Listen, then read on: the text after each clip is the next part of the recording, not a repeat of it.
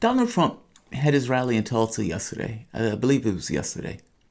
Um, he was expecting apparently 1 million people to show up.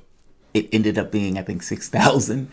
The reason that he had such inflated hopes for it is because basically kids got online and bought up a bunch of tickets. And so it gave them an inflated idea on how many people were going to show up. Now, they argued that they weeded out those people. They did not weed out those people. And you had this sad, sad case of basically an overflow lane with no overflow. And I love that. I think that's poetic, right? Because the entire point and purpose of an overflow lane is to accept overflow. And the very fact that no overflow exists, that thing was never able to fulfill its purpose. How sad a case that is, right? You build a hammer and the hammer never actually gets to hit a nail. In Donald Trump's case, he stood before a crowd of 6,000, a very measly crowd in comparison to what Donald Trump typically has. Now, don't let this, though, give you this notion that Donald Trump's base of support isn't still there. It is. Out of the people that are going to vote for Trump, 80% are voting for it because he's Trump. Trump! Yes! That's not true for Joe Biden. Joe Biden only gets 30%. But I want to show you something that he said at the rally. And he is, in a comic book villain way, out of touch with what is taking place. I don't think he gets it. Like, I'm going to show you what I mean, especially in the context of what we're talking about in regards to COVID-19. Donald Trump is out of touch. I think there's a revolution around the corner, especially if the government does not act rationally. And I have no expectation that this government is going to act rationally. All of those lefties and socialists who are looking for their revolution, you may actually get your chance. Welcome to the Soapbox.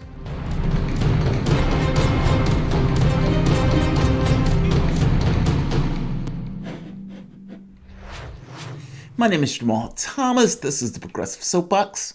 Guys, if you dig this content, like, share, subscribe. You can always support PayPal, Patreon. You may be wondering, some of you, if you haven't necessarily seen the morning show, why I'm doing this show as opposed to doing Political Misfits. Well, I am on fault lines now. Lee and Garland no longer are hosts of the show, and myself and Shane Stranahan has taken over as hosts of that show. That show takes place at 7 to 10 in the mornings. So Political Misfits is going to be run by Bob and Michelle, as far as I know. But I am no longer on that show. So you will be seeing me on this channel during this particular time frame with another show that I'm going to put together because I suppose my audience has gotten accustomed to me being here at this particular hour. So I kind of want to still fulfill that particular part. But let's go to this one for the moment. Listen to something that Trump says here. And I'm going to ask you, is this how a rational government behaves? And you might say, well, Trump is not rational. But I always had this question that I never necessarily wanted to see an answer to, but I guess I'm getting an answer to. If your world was in peril, if something was really, really going wrong, say for the example, scientists came out and say your world is dying, and if you take radical action immediately, you may be able to stave it off. But if you don't, we're toast. There's always this thought that, okay, at that point, they would relent. That the powers that be, the plutocrats of the bunch, the oligarchs, the people who are in power and their front puppets, that they would finally relent and they would say, okay, capitalism has to give way to rational action in regards to ensuring the integrity of this world and human health and development on some decent level. I don't think that's true anymore. Like, I don't necessarily think the case can be severe enough for them to weed themselves out of that particular ideology to realize that that ideology is not a real thing, as opposed to human beings that are. And rational action, especially in regards to dealing with human health, happiness. I mean, that's assuming your objective is to have a whole world that is less chaotic, less violent, and healthier. But if not, then it's a moot point, right? Worse come to worse, you would think that any ideology should have at the core of it some level of survivability And that doesn't necessarily seem to play here. Donald Trump is chest thumping at his rally, and he's being boastful and braggadocious. But I don't think he grasped what is around the corner. And it is around the corner for both parties, because both of them have failed miserably. And in real terms, there is nobody to vote for in order to extricate the public out of the issue that the government doesn't even seem to notice exists. Take a listen to Trump at this rally. When you do testing to that extent, you're going to find more people. You're going to find more cases. So I said to my people, slow the testing down, please. They test and they test. We got tests that people don't know what's going on. We got tests. We got another one over here. When you... Do you realize that Germany has a fraction of the deaths in the United States? Germany is a quarter of our size. Fraction. Germany used research from the United States in order to create its policy for Germany, in order to cut down on the amount of deaths that is present in the United States. The United States did not do that. In this case, saving life and limb wasn't enough for the government to take rational action. In this very specific case that we're talking about, with Trump talking about the COVID testing, the reality of it is 120,000 people have died from that virus, with 2 million people infected. Donald Trump has been criminally negligent in dealing with that in any real, tangible way, especially from the standpoint of the condition of the public. Now, making this assessment on whether or not this is true or not, whether this is braggadocious or not, I don't find that funny in the least. Now, a congressman heard this and put out this: in case there are any questions, Congress will be pursuing answers on this because the American people deserve to know if the president sabotaged efforts to detect and contain COVID-19 because he didn't like the results. The result he needs to focus on here, is the lives we save. Yes, ideally. Yes. Think of what he's saying here, though. Trump is basically arguing that they were testing so much, something that's not true, but they were testing so much that I told them to slow down your testing. We need to not know exact number of people who are infected with this virus. That's unhinged. I mean, whether that's true or not, the very point that a president will stand and say that is utterly demeaning to the office and demeaning to the person to even utter those words when you have 120,000 people that are dead as a result of his actions. Let's be very clear. All of this is at Trump's doorstep. Trump had 3 months to prepare. We know he had 3 months to prepare because we had people in the World Health Organization that was giving Trump information in regards to what this virus was about. As John Bolton said, he is incompetent. He doesn't know anything about anything and comes to the stuff where he has no cohesive plan in regards to doing that office, what he's doing in that office. And in this very specific case where you need a person to be moderately competent, 5th grade level competent, we got fucking Trump. We got Trump. He does not understand what's around the corner. Look, add it up for yourself. You have a country that is awash in guns. Check. On top of a country that's awash in guns, you have 40 million people that are out of a job. Even before you got to this point of having this many people that were out of a job, you had people who were basically living paycheck to paycheck with no money in the bank. Well, many of the people who are living paycheck to paycheck with no money in the bank are the same people who are now out of a job.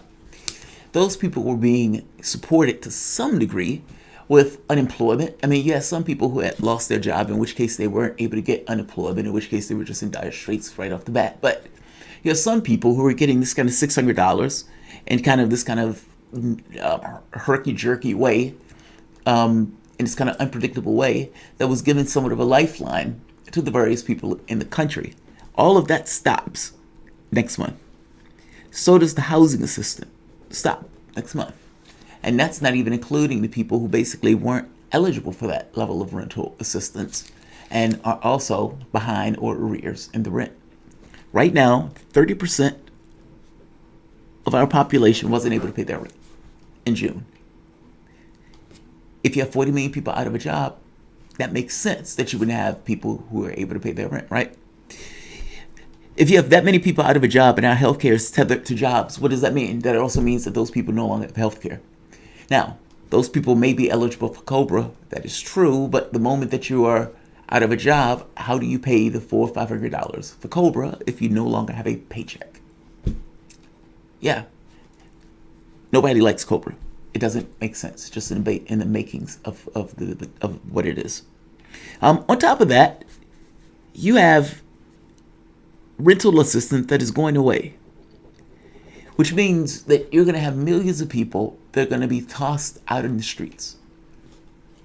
I mean, 30% already haven't been able to pay their rental assistance. You have other people who are arrears, even going back last month. This is going to be catastrophic coming in July. And when you get into August, September, what are those people going to do? Keep in mind, you already have 1 million people, let's say hundreds of thousands, on the streets all across the United States, engaging with either cops or engaging with the system under the mantle of defund the police. If many of the people who this affects will be African Americans, meaning the people who are basically at the front lines of those stores that were basically stopped. Those people basically either lost their jobs. Many of those jobs aren't going back, meaning it's not going to be a light switch that you just cut on. Also, the economy might have somewhat organized itself in a slightly different way, with people being more amped or likely to go on places like Amazon or Walmart or whatever to get those things delivered. So the notion of these companies coming back immediately in the face of what you may see as a new trend in the way people shop, that may not be entirely true. So you have pain in your society, instantiated pain, and your country was already having dry heaves from the other protests. What does that look like? Now, what I mean by that is, I strongly suspect that many of the protests that are sweeping all across the world, because it's not just here in the United States, have a lot to do with anger and indignation at the economic issues. I mean, think about it for the moment. Before any of this ever happened, nearly half of your population was poor. In literal terms, 42% was making $18,000 or less? I mean, that number is astonishing. How do you live off of that? But that's what we relegated a large part of our society to. And then we throw in cops in order to keep order in a fundamentally disorderly system, because the inequality basically tries to rip itself apart. We are basically in a situation where instead of the government taking sane, rational, dramatic actions that corresponds to the situation in which we're presented with, we have Trump boasting basically while it all burns. People have been supplanting a lot of their rage at the larger system into the Floyd protests. You have white, black, gay, straight, Hispanic, everything in between on the streets. Those people are on the streets for, yes, defund the police, because that's what the banner is under, or for that matter, Black Lives Matter. But I would guarantee you this: when those people get thrown out of their homes and those other people basically have no money and go broke in a heartbeat, those protests that are out there have already set a mode, or let's say a formula or a form, for other people to invest their energies. Meaning, in the same way that the Yellow Vest movement became gas tax, and then all of a sudden became, we want Macron to leave. These protests, especially if these things start to swell with the number of people who are just ruthlessly injured by our system, start to actually take their issues on the streets, realizing that there is no voting issue or no voting solution to get them out of this quagmire. The government doesn't care. I mean, even among Democrats, they don't care. We say we want Medicare for all. 88%. They say kick rocks. We say get rid of student debt. They say kick rocks. I'm trying to make the point that at a moment where you should be having grand, dramatic action to deal with the situation to which is presented you, you have none of that. When FDR took office as if we were being invaded by a foreign army when he was trying to deal with the Great Depression. You've had job losses on that scale, and they are about to cut off the bare minimum assistance that people are having. And you have Congress quibbling over a few $100s and whether or not giving a person 200 extra bucks is a disincentive for that person to go back to work.